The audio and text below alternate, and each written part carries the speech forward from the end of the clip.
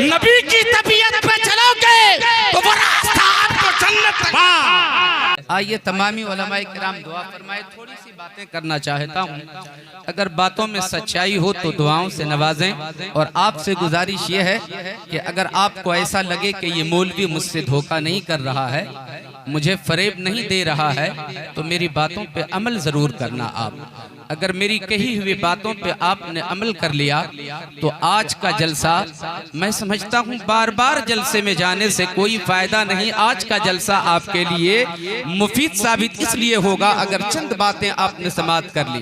बस एक बात मुझे कहनी है आपसे हजरात, अपनी सोच को बदलने की सिर्फ जरूरत है, अपने मिजाज को सिर्फ बदलने की जरूरत है।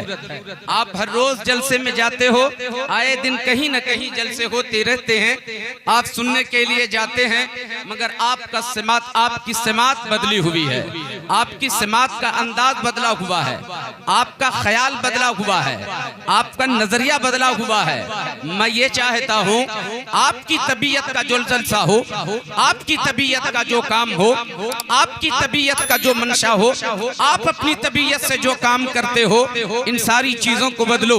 अपनी तबीयत का ख्याल आपको नहीं करना है। मैं इसी वक्त आपसे एक बात कहूं, यहाँ पर हर उम्र के लोग मेरे सामने बैठे हैं और जिसकी जिस तरह की उम्र है उस लिहाज से उनके जहन का मुतालबा होगा। कोई कुछ मुझसे चाह रहा होगा, कोई कुछ मुझसे चाह रहा होगा, कोई कुछ मुझसे चाह रहा होगा। 10 साल का नौजवान कुछ और मुझसे सुनना चाहता होगा, 20 साल का नौजवान कुछ और मुझसे सुनना चाहता होगा, 30 साल के जो लोग होंगे उनका मुतालबा कुछ और होगा, जो 50 साल के होंगे उनका मुतालबा कुछ और होगा। सबकी तबीयत अलग अलग है और सब अपनी तबीयत की बात सुनना चाहता है, मगर मैं आपसे कहता हूँ अपनी तबीयत को अब छोड़ दो, अपनी तबीयत की कोई बात न सुनो, अपने नबी की तबीयत की सुनो। आपकी तबीयत सिर्फ तबीयत है, मुस्तफा की तबीयत ही शरीयत है। अपने नबी की तबीयत की बातें सुनो। आपकी तबीयत कुछ भी हो सकती है, आपकी तबीयत होती है झूठ बोलने की, झूठ बोल लेते हैं। आपकी तबीयत होती है शराब पीने की, पी लेते हैं। आपकी तबीयत होती है चुगली करने की, कर लेते हैं। आपकी तबीयत होती है हराम खाने की, खा लेते हैं। आपकी तबीयत होती है फरेब देने की, दे देते हैं। आपकी तबीयत वालिदैन को तकलीफ देने की होती है, आप तकलीफ दे दिया करते हैं। मैं आपसे ये अर्ज करना चाहता हूँ, आप अपनी तबीयत को छोड़ दो। आप अपनी तबीयत के पीछे चलोगे तो वो रास्ता आपको जहन्नम तक ले जाएगा। नबी की तबीयत पे चलोगे तो वो रास्ता आपको जन्नत तक। नारे तकबीर, नारे रिसालत, ख्वाजा गरीब नवाज कॉन्फ्रेंस, मसलके आला हजरत।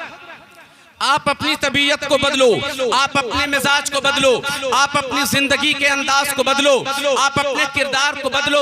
नौजवानों में आपसे अर्ज करना चाहूंगा, क्या आपको इतना भी शऊर नहीं है हालात कैसे पैदा हो चुके हैं, कैसे हालात मुल्क के पैदा हो चुके हैं। हमें ऐसे वक्त में किन बातों की जरूरत है, हमें ऐसे वक्त में क्या रोल अदा करना चाहिए, हमें ऐसे वक्त में कौन सा किरदार दुनिया के सामने पेश करना चाहिए। अब भी आपको बात समझ में नहीं आई है। हम कभी मुस्कान की बात कर लिया करते हैं, हम कभी ओवैसी की बात कर लिया करते हैं, लेकिन मैं आपसे कहना चाहूंगा, आप मुस्कान का जज्बा पैदा क्यों नहीं करते, आप ओवैसी जैसा जिगर पैदा क्यों नहीं करते। क्यों हम किसी ओवैसी की बात करेंगे। ओवैसी जो काम करता है वो काम आप करके दिखाओ, जो काम मुस्कान करती है वो काम आप। अल्लाहु अकबर।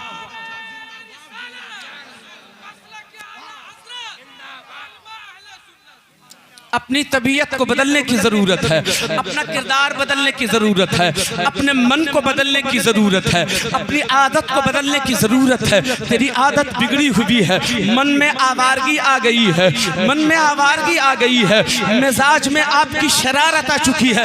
अपने मिजाज को बदलिए, अपनी तबीयत को बदलिए, अपने किरदार को बदलिए। क्या आपको इतना भी एहसास नहीं हो रहा है हमारे किरदार से मुस्तफ़ा रूठ रहे होंगे, हमारे कैरेक्टर से आका नाराज हो रहे होंगे, हमारे शबो रोज के अमल से आका नाराज हो रहे होंगे। आपको यकीन मानो प्यारे मुसलमानों, कभी तन्हाई में इस बात को सोचना, अगर मुस्तफा नाराज हो गए तो फिर हमारा सहारा कौन होगा? हमारा सहारा कौन होगा? जहां जब तेरा सहारा छोड़ देगा, जब तेरा साथ देना सब छोड़ देगा, वहां मुस्तफा तेरा सहारा बनेंगे, वहां आका तेरा सहारा बनेंगे। और वो सहारा देने वाला अगर रूठ जाए तो बोलो तेरा ठिकाना कहाँ होगा? कहाँ के रहेंगे हम? उस नबी को राजी करने की जरूरत है, मुस्तफ़ा जाने रहमत को राजी करने की जरूरत है, उन्हें मना लेने की जरूरत है, हजरात बदलने की जरूरत है। अपने आप को बदलो, अपने अंदाज को बदलो, अपनी फिक्र को बदलो, अपने नेचर को बदलो, अपने किरदार को बदलो। आपकी इजाजत हो तो एक बात कहूँ, सुनेंगे आप? कितने लोग सुन रहे, जरा हाथ उठाकर बताएं तो। सुभान अल्लाह, सुभान अल्लाह। हजरात, हो सकता है आप में से कोई मुझसे ये कहे, मौलाना आप बदलने की बात कर रहे हो, नेचर बदला नहीं जा सकता, आदत बदली नहीं जा सकती, आदमी अपना ख्याल बदल नहीं सकता, आदमी अपना नेचर नहीं बदल सकता। मैं आपसे अर्ज करना चाहूँगा, सुनो, मैं जानता हूँ नेचर से नेचर बदला नहीं जा सकता है, इंसान अपनी आदत नहीं बदल सकता है। इंसान को जो लत लग गई है, वो काम करने का आदी हो गया, वो करता चला जाएगा। मगर मैं आपसे कहूँगा, अपने नबी की खातिर तुम बदलो, अपने आका की खातिर तुम बदलो, इसलिए कि कोई तेरा साथ नहीं देगा, कोई तेरा सहारा नहीं होगा। तुमने हत्थे होके भी अगर मोहम्मदुर रसूलुल्लाह को राजी कर लोगे, हाथ में लकड़ी उठा लोगे, तलवार बन जाएगी। आप अगर नबी से मोहब्बत करने लगोगे, नबी के किरदार को अपनाने की कोशिश करोगे, हर मकाम पर इज्जत पाओगे। मैं आपसे कहना चाहता हूँ, जरा मुझे बताओ, एक ही माँ के 4 बेटे हैं, थोड़ी देर मेरी बातों को सुनिए। एक ही माँ के 4 बेटे हैं, चारों का मिजाज अलग अलग है, चारों का नेचर अलग अलग है, चारों की पसंद अलग अलग है, सबका अलग अलग ख्याल है। एक ही खून का है वो, एक ही आंगन में पला है वो, एक ही गोद में तरबियत पाया है वो, एक ही आंगन में परवान चढ़ा है वो, मगर चारों बेटों का मिजाज अलग अलग है, चारों की पसंद अलग अलग है। एक बेटा ऐसा है जो बड़ा गौसीला है, एक बेटा ऐसा है जो बड़ा नर्म लहजे का है, एक बेटा ऐसा है जो मोहब्बत भरी बातें करता है, एक बेटा ऐसा है जो तल्ख बातें किया करता है, एक बेटा ऐसा है जो नबी पे दुरूद पढ़ा करता है, एक बेटा ऐसा है जो गालियां देने का आदी होता है। सबका मिजाज अलग अलग है, सबका अंदाज अलग अलग है। मेरे दोस्तों, इसको इस तरीके समझो, एक बेटे की पसंद ये है कि बिरयानी खाना पसंद है, एक बेटे को सादी रोटी खाना पसंद है, एक बेटे को पराठा खाना पसंद है, और एक बेटे को सादा चावल खाना पसंद है। माँ बेचारी परेशान है। गौर से सुनना बच्चों, आप भी सुनना, नौजवानों आप भी सुनना। मैं आपसे इसलिए कह रहा हूँ, आप यहाँ 80% नौजवान मेरे सामने इस वक्त हैं। आप बदलोगे तो माशरा बदलेगा, आप बदलोगे समाज बदलेगा, आप बदलोगे सोसाइटी बदलेगी, आप मोहल्ला, आप बदलोगे तो मजाज बदलेगा। आप अपने आप को बदलिए, आपकी उम्र अभी नहीं है, आपके अंदर लचक है, आप बदल सकते हो अपने आप को। चारों का नेचर अलग अलग है। माँ बेचारी परेशान है, हर एक की पसंद का खाना वो तैयार करती है, हर एक की तबीयत का खाना तैयार करती है। माँ ये कह भी सकती थी, ए मेरे बेटे सुनो, एक की तबीयत का खाना आज बना देती हूँ, कल दूसरे की तबीयत का खाना बनेगा, परसों तीसरे की तबीयत का खाना बनेगा, चौथे दिन चौथे के पसंद का खाना बनेगा। मगर माँ चूंकि बेटों से मोहब्बत करती है ना, बेटों से प्यार करती है ना, बेटों की मोहब्बत में हर एक की पसंद का ख्याल करती है और सबके पसंद का खाना वो तैयार करती है। ऐसा लगता है सुबह से उठती है और अपनी माँ अपने बेटों की मोहब्बत में, अपने बेटों की मोहब्बत में हर एक की पसंद का खाना तैयार करती है। कहीं ऐसा ना हो, एक की पसंद का खाना अगर तैयार करती हूँ, दूसरा भूखा रह जाएगा, तीसरा भूखा रहेगा, चौथा भूखा रहेगा, फिर दूसरे की अगर पसंद का खाना तैयार करती हूँ, फिर भी 3 भूखे रह जाएंगे। माँ नहीं चाहती है कि मेरा कोई बेटा भूखा सो जाए। अल्लाहू अकबर, इतनी मोहब्बत अपने बेटों से। अब हाल ये है, हर रोज माँ किचन जाती है, पसीने में शराबोर है, अपने बेटे के लिए रोटियां भी बना रही है, पसीना चल रहा है, मगर मुस्कुरा मुस्कुरा के रोटियां बनाती चली जा रही हैं। अल्लाहू अकबर, बस मोहब्बत पे कुर्बान जाओ। मगर एक रोज ऐसा इत्तेफाक होता है, चारों बेटे आंगन में बैठे हुए खाने का इंतजार कर रहे हैं, माँ खाना तैयार करे तो खाएंगे। अचानक छोटे बेटे की नजर पड़ती है माँ पे, किचन में नजर पड़ती है। वो देखता क्या है, सर से पांव तक पसीने में भीगी हुई है मेरी अम्मा, सबके पसंद का खाना तैयार करती है। इसलिए ये परेशानी है, इसलिए ये मुसीबत है कि पसीने करने में शराबोर है, मगर फिर भी उसकी पेशानी पे पल नहीं आता, बल्कि मुस्कुरा मुस्कुरा के बेटों का ख्याल कर लगी है, इसलिए कि बेटे से मोहब्बत करती है, वो बेटे से प्यार करती है। छोटे बेटे को देखा ना गया, आवाज दिया मेरे बड़े भाई सुनो, ए मेरे महिला भाई आप भी सुनो, ए मेरे सजने भाई आप भी सुनो। चारों भाई सर जोड़ के बैठते हैं और मशवरा होता है, आज के बाद हम लोग फैसला कर लो, हम लोग अपनी पसंद का खाना नहीं खाएंगे, फैसला कर लो जो मेरी अम्मा को पसंद है, आज के बाद अम्मी की पसंद का खाना खाएंगे।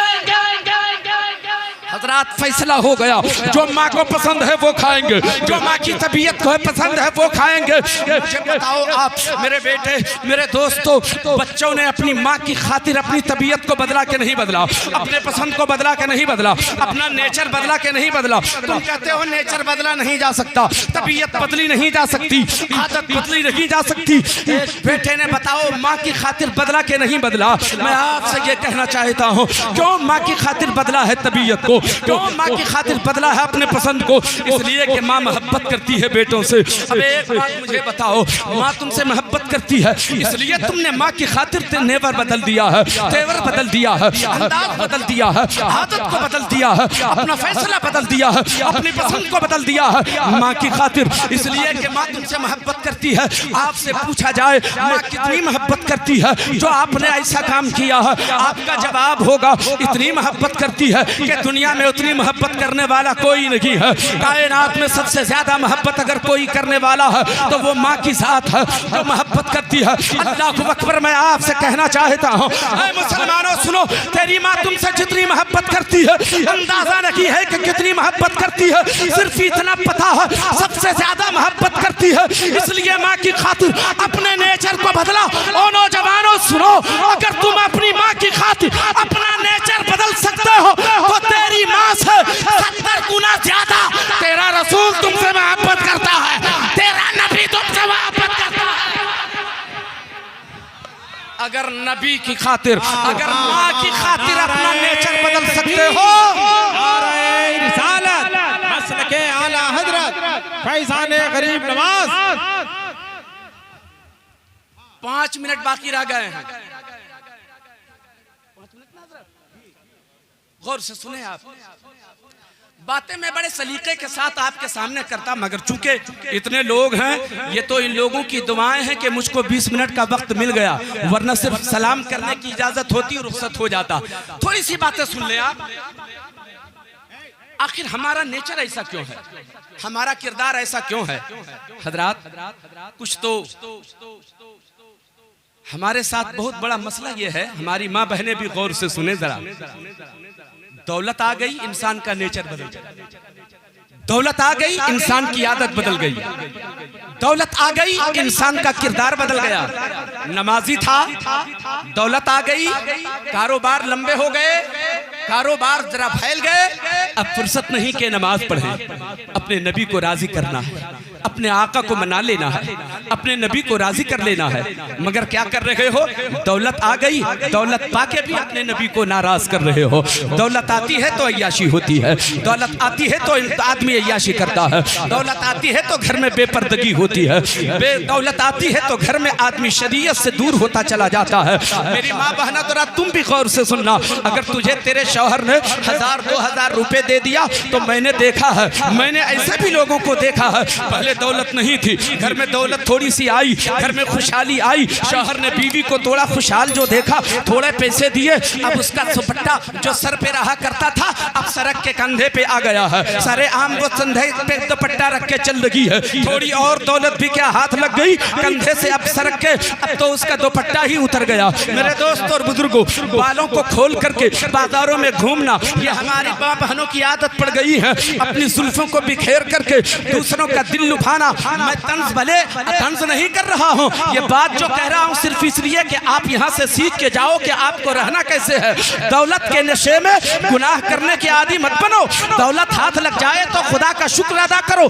जिस तरीके से हजरत शम्स तबरेज ने अल्लाह और रसूल के जिक्र की महफिल सजा ली, जब इन्हें बेटे की शक्ल में नेमत मिली तो शुक्राने के तौर पे नबी के जिक्र की महफिल सजा ली। आपको नेमत हाथ लगती है, आपको दौलत हाथ लगती है, बाजारों में दुपट्टा उतार के हम घूमा करते हैं। आपकी इजाजत हो तो 2 मिनट में एक बात मैं अर्ज करना चाहूंगा। आपने हारून रशीद का नाम सुना होगा। माँ बहनों गौर से सुनना, बस 2 मिनट तुझे वक्त देना चाहता हूँ और उसके बाद फिर मैं खत्म करूंगा अपनी बातें। मलका जुबैदा उसकी बीवी है। हारून रशीद की बीवी का नाम मलका जुबैदा है। हारून रशीद की बीवी ने 300 खादिमा को अपने खास रकम से खरीदा। अपनी खास रकम से मलका जुबैदा ने खरीदा 300 खादिमा को। वो जो 300 खादिमा को खरीदा था, सबके सब हाफिज कुरान थी, सबके सब हाफिज कुरान। मलका जुबैदा कहती है उन 300 खादिमा से, सुनो, जो मैं खाऊंगी तुम लोगों को भी खिलाऊंगी। दौलत है मगर कहां खर्च कर रही है। तुम्हें वही खिलाऊंगी जो मैं खाऊंगी, तुम लोगों को भी वही पहनाऊंगी जो मैं पहनूंगी, और तुम लोगों को भी वही रखूंगी जिस महल में मैं रहूंगी। तुम लोग अपना वक्त बांट लो, तुम लोग अपना वक्त तकसीम कर लो। किस लिए 300 खादिमा को खरीदा था? सबके सब हाफिजा कुरान, सबके सब हाफिजा हैं। वो कहती हैं अपना वक्त तकसीम कर लो, मेरे महल में एक लम्हा भी ऐसा गुजरने ना पाए जो कुरान की तिलावत बंद हो सके। कुरान की तिलावत से मेरा महल गूंजता रहे। अल्लाहु अकबर। वही मलका जुबैदा, ए मेरी माँ बहनों, तुमने क्या किया? दौलत की कमी नहीं थी उसके पास, उन्हें तो बहक जाना चाहिए, उन्हें तो गुनाह का आदी हो जाना चाहिए, उन्हें अपनी जुल्फों को लहरा के बाजार में चलना चाहिए। मगर मेरी माँ बहनों, तुम भी गुनहगार होती हो, अपने भाइयों को भी गुनहगार करती हो, अपने शौहर को भी गुनहगार बनाती हो। आओ एक बात मलका जुबैदा की सुनो। एक रोज वो अपने घर बैठी हुई थी, अचानक हारून रशीद आए तो क्या देखा कि मलका जुबैदा के सर में दुपट्टा बंधा हुआ है, सर में बाल नहीं है, सारा बाल सर से उन्होंने उतरवा लिया है। अल्लाहु अकबर। सारा बाल उन्होंने उतरवा लिया है। मलका जुबैदा पे हारून रशीद बादशाह की नजर पड़ी, आंखें अश्कबार हो जाती हैं। जुबैदा क्या कर दिया तुमने? मुझ पे कितना बड़ा जुल्म किया। तेरी जुल्फें देख देख के मैं खुश हुआ करता था, तेरे हुस्न पे मैं निसार होता था। मेरी माँ बहनों, अगर तुम अपने हुस्न का दिखावा करो तो अपने शौहर के सामने, अगर जुल्फें लहराओ तो अपने शौहर के सामने, ताकि तेरा शौहर तुझे देख के अगर इसका उसका दिल तेरे ऊपर आ जाए तो वो सवाब का भी हकदार हो जाए, नेकियों में इजाफा हो जाए। बीवी का हुस्न सिर्फ और सिर्फ शौहर के लिए है, बीवी का दिखावा सिर्फ शौहर के लिए है। मलका जुबैदा को देखकर कहा, ये क्या जुल्म किया तुमने? सर का बाल उतरवा दिया, तुम कैसी लग रही हो? अब तो तेरी तरफ देखने को भी जी नहीं करता। जवाब सुनो मलका जुबैदा का, क्यों बाल छिलवा लिया था उन्होंने पूरे सर का? मलका जुबैदा कहती है, हारून रशीद मत घबराओ, पहले बात तो सुनो फिर बरहम होना। जल्दी बताओ जुबैदा क्या बात है? कहा, आज मैं गुस्ल करके छत पे चली गई थी, अपने बालों को धूप में सुखा रही थी, मुझे पता नहीं था कि दाएं बाएं कोई है भी। मैं धूप में अपने बालों को सुखा रही थी, अचानक पीछे मुड़ के मैंने जब देखा तो एक नामहरम मेरे पीछे था खड़ा, दूसरे की छत पे खड़ा था और मेरे बालों की तरफ झांक के वो देख रहा था, मेरे बालों की तरफ देख रहा था। मैंने फैसला किया, फौरन नीचे मैं उतर गई। मैंने फैसला किया, अभी से उतरवा देती हूँ। मैंने अपने बालों को इसलिए छिलवा दिया, इसलिए उतरवा दिया कि जिन बालों पे गैर महरम की नजर पड़ गई हो वो मेरे शौहर के काबिल नहीं हो सकता है, वो मेरे शौहर के काबिल नहीं हो सकता। मेरी माँ बहनों, तुम क्या करती हो? क्या करती हो तुम अपने शौहर की अमानत हो, इसका तो ख्याल रखो। दौलत के नशे में गुनाह के आदी मत बनो। 2 मिनट और टाइम है मेरा, बोले क्या? कितने लोग सुनेंगे? हाथ उठाकर बताएं तो। दौलत हो तो कहां लगाएं मालूम है? आओ सरकार उस्मान गनी की बात सुनाता हूं, 2 मिनट में बात। उस्मान गनी 4-5 दिन के लिए मदीने से बाहर तशरीफ ले गए। 4-5 दिनों के बाद जब मदीने वापसी होती है, सरकार उस्मान गनी की अजान हो गई, मस्जिद नबी तशरीफ ले गए। सुभान अल्लाह। सरकार दो आलम सल्लल्लाहु तआला अलैहि वसल्लम मुसल्ला इमामत पर तशरीफ फरमा है, नमाज अदा की जाती है। मुस्तफ़ा जाने रहमत ने जब सलाम फेरा है, चेहरे नूर पे उस्मान गनी की नजर पड़ी है। जलवाए जहां आरा को देखा है, बातों में कमजोरी का एहसास हुआ। उस्मान गनी को महसूस हुआ कि सरकार ने सलाम फेरा, बातों में कमजोरी है, चेहरे से निकाहत के आसार वाज़े हैं। घबराहट हो गई। उस्मान गनी सोचने लगे मामला क्या है। सरकार के चेहरे से निकाहत का असर जाहिर हो रहा, बातों में कमजोरी का एहसास हो रहा है। हजरत बिलाल को किनारे ले जाके कहा, बिलाल तुम तो एक एक लम्हा नबी का देखते हो, मामला क्या है बताओ, क्या तकलीफ हो गई, आका को बताओ, आका की बातों में कमजोरी क्यों नजर आ रही है बताओ। अल्लाहु अकबर। हजरत बिलाल अर्ज करते हैं, उस्मान गनी जाओ नबी के घर जाके पूछ लो, मुझसे क्या पूछते हो। अल्लाहु अकबर। उस्मान गनी दौड़े दौड़े घर जाते हैं, आवाज दिया, अम्मी आयशा कहाँ हो। जवाब मिलता है, कौन। कहा मैं गुलाम आका का। उस्मान गनी अल्लाहु अकबर करते हैं, क्या मामला है। उस्मान गनी अर्ज करते हैं, अम्मी आयशा बताइए मेरे आका की बातों में कमजोरी क्यों है। आका की बातों में कमजोरी का एहसास नजर आया है, आका के चेहरे से निकाहत का असर वाज़े हो रहा है। अम्मी आयशा बताओ मामला क्या है। इतना सुनना था। हजरत आयशा सिद्दीका की आंखें अश्कबार हो जाती हैं, लरसती हुई आवाज में जवाब देती हैं, उस्मान क्या बताऊं, आज 4 दिनों से मेरे आका के हलक के नीचे एक दाना नहीं उतरा है। आज मेरे आका 4 दिनों के भूखे हैं। उस्मान गनी का कलेजा फट जाता है, दौड़े दौड़े अपने घर तशरीफ ले जाते हैं, अनाज की बोरी उठाकर अपने कंधे पे रखते हैं। वो शहजादा, वो नाज़ों ने अम्मे पलने वाला उस्मान गनी, जिसे दौलत की कमी नहीं है, जिसके घर हमेशा सैकड़ों गुलाम रहा करते, उस्मान गनी ने जब अनाज की बोरी अपने कंधे पर उठाई है, उस वक्त उनके घर में 20 गुलाम मौजूद थे। तड़प गए सारे गुलाम और दौड़ पड़े, आका ये क्या कर रहे हैं, हुक्म फरमाइए ये बोरी कहाँ पहुँचाना है। जवाब देते हैं उस्मान गनी, ओ मेरे गुलामों, आज की नौकरी मेरी है, मुझे कर लेने दो, ये काम मेरा है, मुझे कर लेने दो। वक्त पर गुलाम सहम जाते हैं, अनाज की बोरी सर पे उठा के रखा, पीठ पे उठा के रखा, चले काशाने नबुव्वत पर पहुंचे। अम्मी आयशा से कहा, अम्मी आयशा आप पर्दे में चली जाएं। पर्दे में चली जाती हैं। उस्मान गनी ने सफाई की, चूल्हा गर्म किया, अल्लाहु अकबर, गोल आटा गोंधा, रोटी तैयार करना है, सालन तैयार करना है। अब चूल्हा फूंक रहे हैं, चूल्हा फूंक रहे हैं, आग जला रहे हैं। सैयदा आयशा सिद्दीका अर्ज करती हैं, वो इरशाद फरमाती हैं, मैंने देखा है उस्मान गनी जब चूल्हा फूंक रहे थे तो उनकी दाढ़ी मुबारक से धुआं निकल रहा था, आंखें उनकी लाल हो गई थी। मैंने उस्मान गनी को इस तरह से कभी नहीं देखा। जो इंसान वक्त का शहजादा, वक्त का रईस हो, आज मुस्तफ़ा के घर वो चूल्हा फूंक रहे हैं। अल्लाहु अकबर। उस्मान गनी ने चूल्हा जलाया, रोटियां तैयार की, सालन तैयार किया, दौड़े दौड़े मस्जिद नबी तशरीफ ले गए। आका थोड़ी देर के लिए घर नहीं चलते, आका थोड़ी देर के लिए घर नहीं चलते। उस्मान क्या बात है, मेरे आका थोड़ी देर के लिए घर तशरीफ ले जाते तो बड़ा कर्म होता। आका कायनात घर तशरीफ लाते हैं। उस्मान गनी ने दस्तरखान बिछाया, रोटियां रखा, सालन रखा, आका तनावुल फरमाया जाए। मेरे आका ने पहला लुक़मा उठाकर जैसे कि अपने मुंह में डाला है, उस्मान गनी का कलेजा फट गया। मेरे आका इरशाद फरमाते, उस्मान क्यों रो रहे हो। आकाए कायनात की बारगाह में उस्मान गनी के पास उस वक्त 600 दिनार मौजूद थे, निकाल करके दस्तरखान पर रखा, अर्ज किया आका इसे भी कबूल फरमा लिया जाए। ए उस्मान गनी इसकी क्या जरूरत है।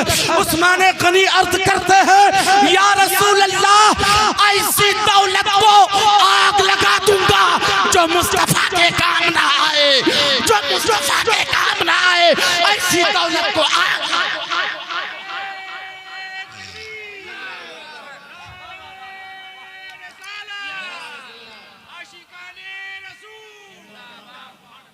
अब जब नबी पे निसार अपनी दौलत को किया है तो तो इनाम सुनो। सैयदा आयशा सिद्दीका रजी अल्लाह ताला अन्हा फरमाती हैं, उस्मान गनी अपने घर तशरीफ ले गए। मुस्तफा जाने रहमत अभी दस्तरखान से उठे नहीं थे, दस्तरखान ही पे अल्लाह की बारगाह में दुआ के लिए हाथ उठाया और दुआ मांगी उस्मान गनी के लिए। मेरे मालिक तेरा महबूब उस्मान गनी से राजी है। ए मेरे मौला तू अपनी शान रबूबियत के साथ उस्मान से राजी हो जा, उस्मान गनी से राजी। इन असंतुम असंतुम लिअनफुसिकुम व इन असअतुम फलहा। आपको समझने के लिए तर्जुमा इस अंदाज से पेश करता हूँ, अगर तुम अच्छा करोगे तो अपने लिए, बुरा करोगे तो अपने लिए। अस्तगफिरुल्लाह रब्बी मिन कुल्लि ज़ंबिन व अतूबु इलैह। ला इलाहा इल्लल्लाह मुहम्मदुर रसूलुल्लाह।